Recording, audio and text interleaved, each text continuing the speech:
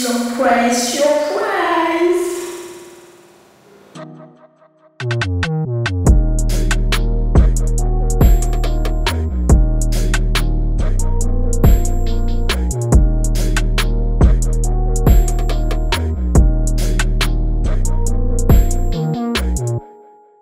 Salut les babes! Je vais pas vous cacher que je ne sais pas comment commencer cette vidéo parce que c'est un sujet qui me touche particulièrement au plus profond de mon être, voilà.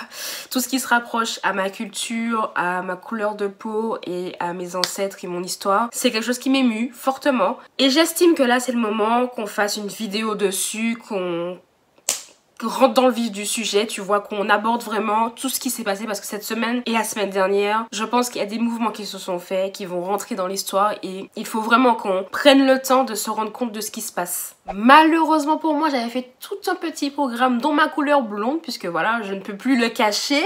C'était censé être une surprise, mais je suis blonde les gars, voilà. Du coup, j'en ai fait toute une vidéo en fait qui va sortir prochainement, enfin je l'espère en tout cas, ainsi que le haul que je vous avais aussi filmé, où j'en avais parlé sur les réseaux. Mais voilà, j'estime que là, à l'heure actuelle, il y a plus important que ce genre de vidéo. Du coup, je vous laisse avec la suite, parce que vraiment cette vidéo, je pense qu'elle sera longue. Pour la plupart, vous avez tous suivi qu'il y avait eu un gros blackout au niveau d'Instagram pour soutenir la cause de Black Lives Matter. Donc je sais pas le prononcer en anglais. On va pas commencer à s'attarder sur les petits détails comme ça. Tu connais, tu sais déjà l'anglais, voilà. En tout cas, bref, le geste y était, mais j'estime que le blackout aurait dû continuer plus longtemps parce que je vois encore des gens sortir des vidéos, des posts ou de la musique ou je sais pas quoi. J'estime que c'est pas vraiment l'heure à ça. Là, on est en train de vivre un mouvement, les gars, planétaire. J'en ai des frissons, c'est incroyable, j'en ai des frissons, j'ai envie de pleurer. Cette vidéo sera assez longue, il y aura pas des montages de ouf parce que je pense que je vais faire un one shot, donc je vais bégayer, etc. parce que c'est incroyable. Encore une fois, c'est vraiment incroyable ce qui se passe. Calme-toi, calme-toi. Oh là là.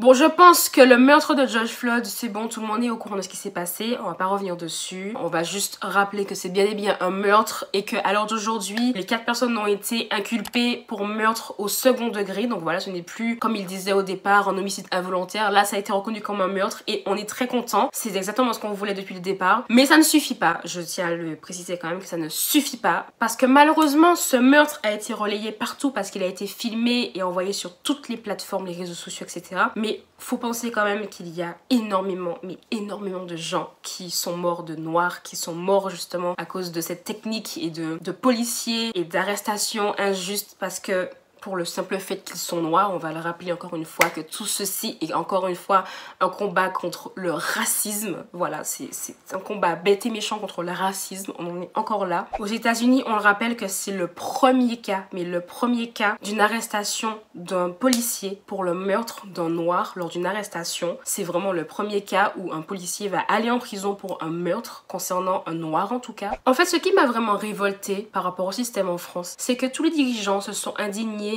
des techniques utilisées aux États-Unis pour l'arrestation, etc., pour les meurtres face aux noirs, etc. Et 4 jours après, une vidéo circule d'un homme qui se fait arrêter avec la même technique de plaquage ventral. On arrête encore une personne racisée, filmée aux yeux de tous, alors que c'est la même chose dans laquelle tout le monde s'était indigné sur les plateaux télé, dans les magazines, etc., sur les réseaux sociaux.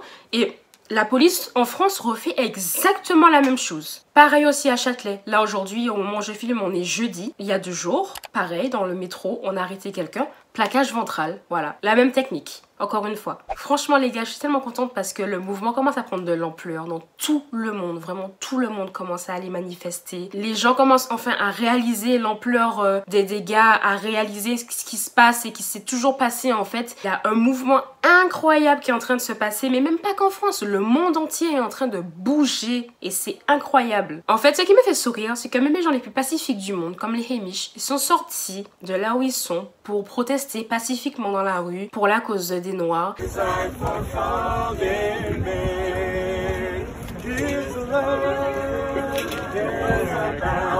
Et je trouve ça tellement bien de voir autant de soutien de toutes les communautés en fait, de tout le monde. Je reviendrai aussi sur la manif d'Assa Traoré, grande dame, franchement grande dame, qui a tout fait pour son frère et à l'heure d'aujourd'hui, elle obtient enfin réparation, même si, encore une fois, ça ne suffit pas. Moi, je pense que ça ne suffit pas après toutes les années d'incompréhension, d'injustice, de sentiment de trahison, parce que c'est une trahison, on est dans un pays, on ne se sent pas en sécurité, tu vois. On obtient enfin le verdict final de toutes ces années en fait de souffrance, qui est que c'était un meurtre, encore une fois, sur un homme noir à cause de sa couleur de peau. Je suis désolée de le dire, mais tout ceci est une raison, encore une fois, de couleur de peau. C'est du racisme. Je n'en peux plus, en fait, de voir à quel point on vit dans ça au quotidien. C'est horrible. C'est vraiment horrible. Rappelons quand même que la manifestation a ramené plus de 20 000 personnes.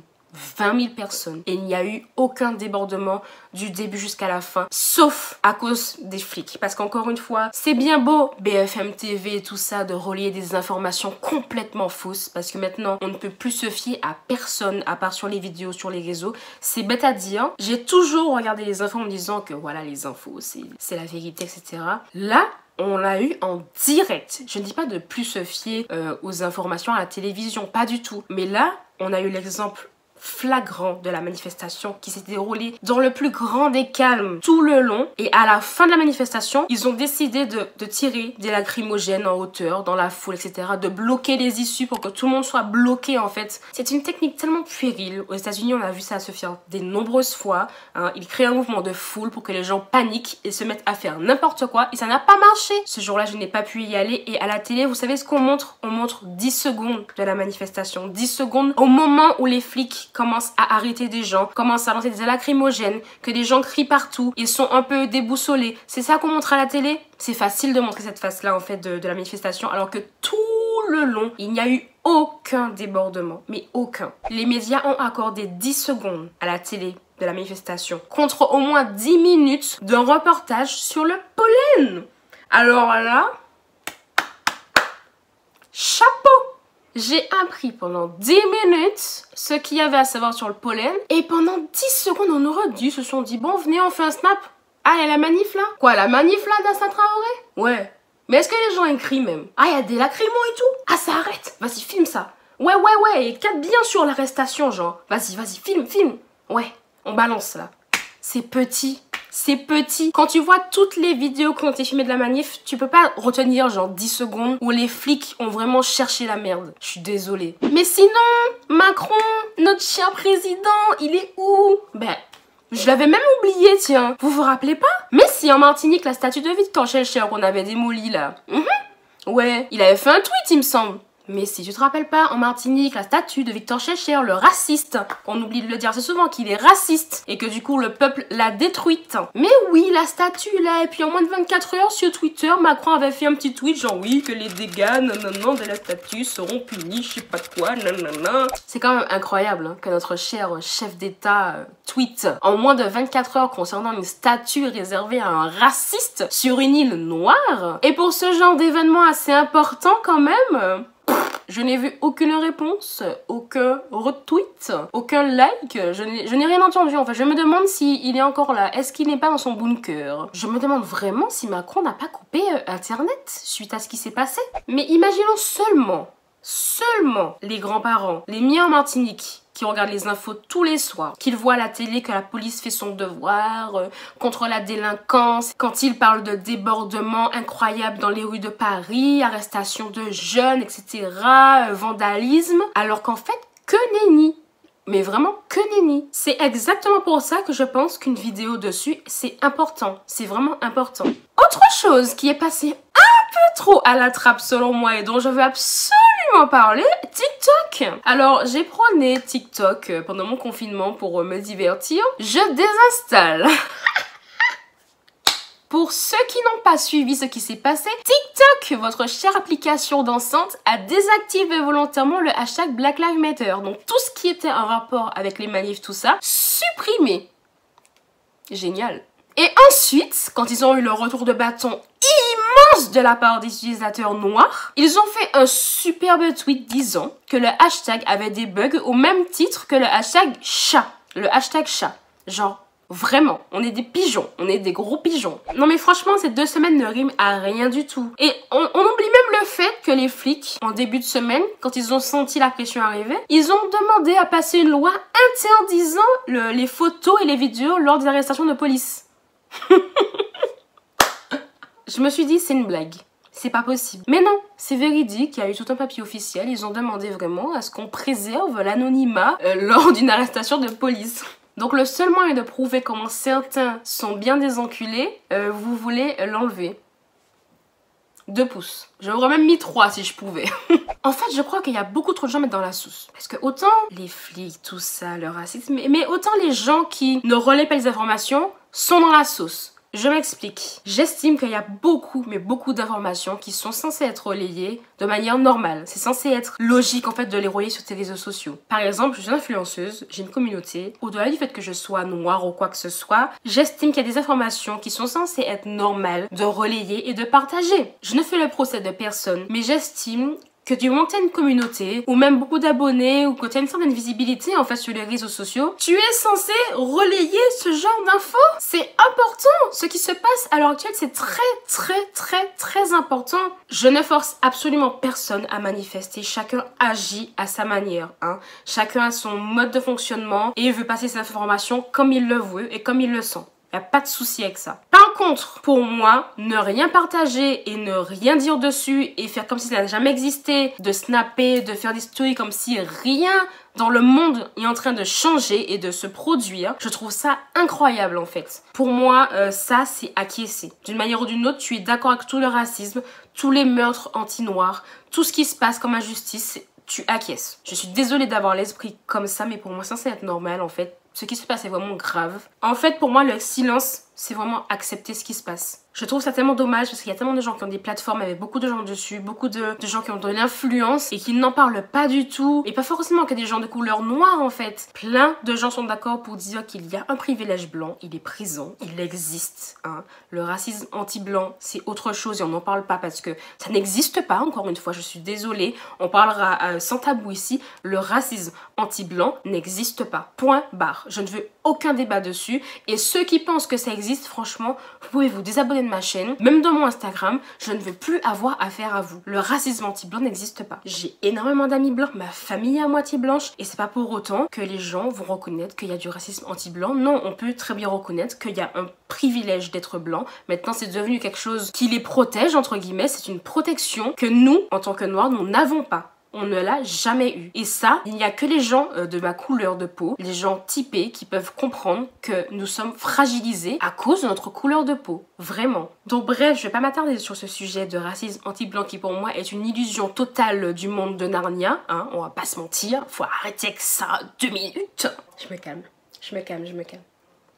Allez, ce sujet-là serait tellement long parce qu'il y a énormément de choses à dire, mais une vidéo comme ça, elle prendrait des heures et des heures. Et franchement, c'est des discussions que j'aime avoir avec des gens qui sont capables d'écouter et de comprendre. Parce que quand tu parles à quelqu'un qui ne veut pas comprendre ton point de vue et qui se dit que ça n'existe pas, qu'on trie pas les gens sur leur couleur de peau, qu'il n'y a pas de racisme dans la police, nanana, comment tu peux avancer quand tu ne te mets pas à la place des gens qui n'ont pas ce privilège d'être blanc? Rendez-vous quand même compte qu'on peut arrêter 4 personnes s'il y a un black dedans. Sa sentence sera 2 fois plus lourde et c'est prouvé. Franchement, ça me fait bien rire quand on me dit que les arrestations aléatoires ne sont pas du tout basées sur la couleur de peau, ni le type de la personne, etc.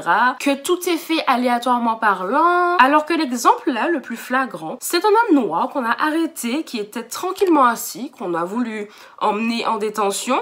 Et malheureusement pour les policiers, c'était quelqu'un de très important, en tout cas de très haut placé, qui leur a demandé à tous les deux leur carte. Il a même demandé la carte de leur supérieur parce qu'il va faire remonter l'information parce que c'était vraiment du racisme.